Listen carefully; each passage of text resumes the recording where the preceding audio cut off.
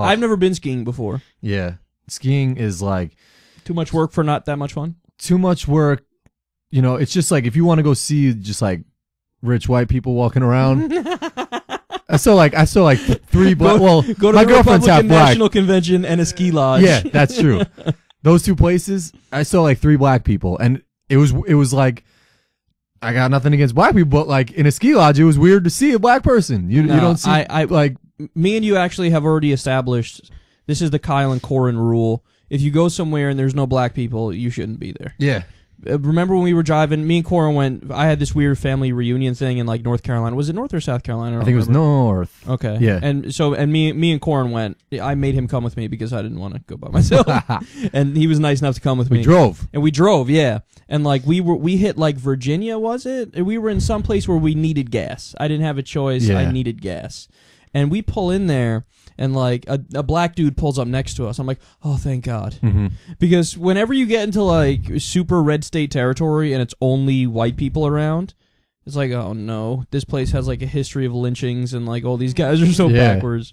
And that's totally stereotyping, and I totally do it, and I shouldn't do it. No, but which is crazy. I feel crazy, less comfy. I do feel less comfy in places where it's all white people. Yeah. And remember, the scariest part, remember in that trip, because we went by the GPS. Mm-hmm. I'm so bad with any directions in any way that like the GPS might as well be a holy book that I follow no matter where I go, right? Like I always follow. It takes me anywhere. I'm like, I gotta go. Like I trust it. The same circle 8 times. I gotta do it again. The GPS says I'm doing it because I suck with directions. So this thing takes us what's supposed to be a quicker way other than shooting down I-95. And there was all like back roads and fucking. And next thing we know, like we got like a quarter of a tank left. We still got like 2 hours left in the trip, and we're on some fucking side back road and.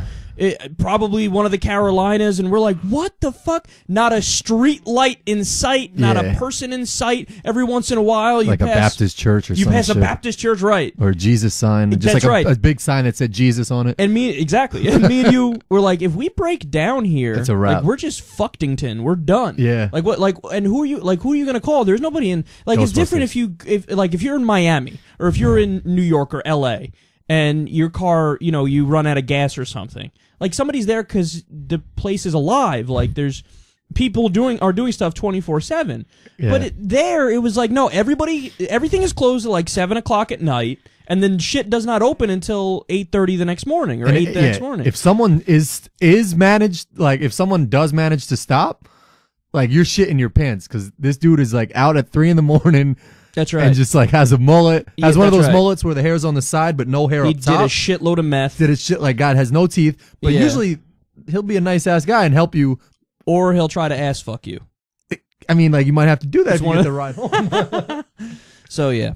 So back to skiing. Skiing is just like is just miserable beyond belief, because you have to do so much work to actually do the activity you want to do. When there's like, you have to do a lot of work and there's a little bit of payoff. Yeah. It's like, no, I need the whole thing to be pure payoff. Like, what do you mean? Like we go play ball all the time, and it's just fun like, because you just play basketball. I'm just like, yo, like summertime, you want to play ball? Yeah, pick me up in 20 minutes. I just got to get my sneakers out the trunk. That's right. If I were to be like, if it was wintertime and I'm just like, yo, and I called you up randomly, I'm like, yo, you want to go skiing? And if it was the same thing as basketball, you'd be like, yeah, I'd have to go get my skis from the basement, dust them off. Those shits are heavy as fuck, so I'm going to have to carry them up the stairs. I got to get my ski boots, which are heavy as shit. We'd have to drive somewhere far away from here. We'd have to drive somewhere mad far away.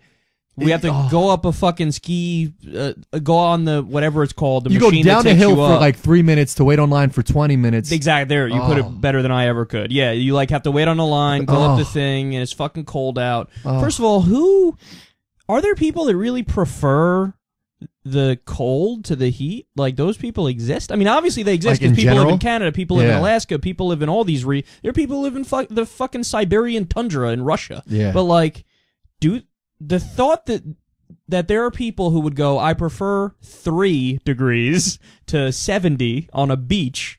It's like, what? Yeah, I don't get it. I was just in Chicago, and like, I got off the plane and legit was like negative, like whatever, 6 degrees. Oh. And I was just like, during the cold snap too. Like, it was even cold here when you were there, and there was way colder. And I was just like thinking, like why do people do this to themselves? It's like, not human. Come back in the summertime or whatever. Like, But just everyone should just have like a house in Florida or San Diego for the wintertime in cold places, and then just like go back to the places in the nice weather. Yeah, it's just too cold to function. Like your brain can't function in cold weather. Only like 3 people in the country though have enough money to do that. No. But that would be awesome. But I just thought like, why doesn't everyone live in San Diego where it's like beautiful weather? Yeah, I mean I know a lot of people who we know. They always tell me like.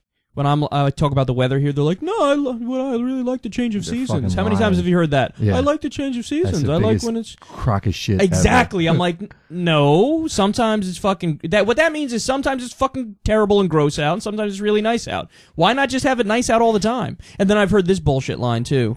Although people could tell me if this is true if they live in these places. They say, "Oh, if there is no change of season, you feel like time goes way too quickly. Like you feel like." The year ends quicker because it was nothing but 70-degree days. No, but that's my response. My response is like, what the fuck? If it's nice out, it's nice out. There's no like, like you're not gonna, your mind's not gonna go. Let's pretend like it's gross out and like. There's a reason why when people get sick and shit like that, they're like, go to a warm weather place because you'll just like feel and healthier. When people retire, they're like, let's go to somewhere in Florida where it's like a tropical climate. Maybe it's a little too hot there, but like San Diego's a good example. San Francisco's a good example of like nice weather places. But you just function better in like nicer weather. I know I do. Yeah, yeah. You're happy when you wake up. You're like, oh, the sun's shining. It's beautiful outside. You're motivated. Oh, absolutely. What the fuck's gonna motivate you in Chicago, negative 6 degrees weather, to wake up and just be like, I'm fucking giddy today. I'm getting my day started. Like.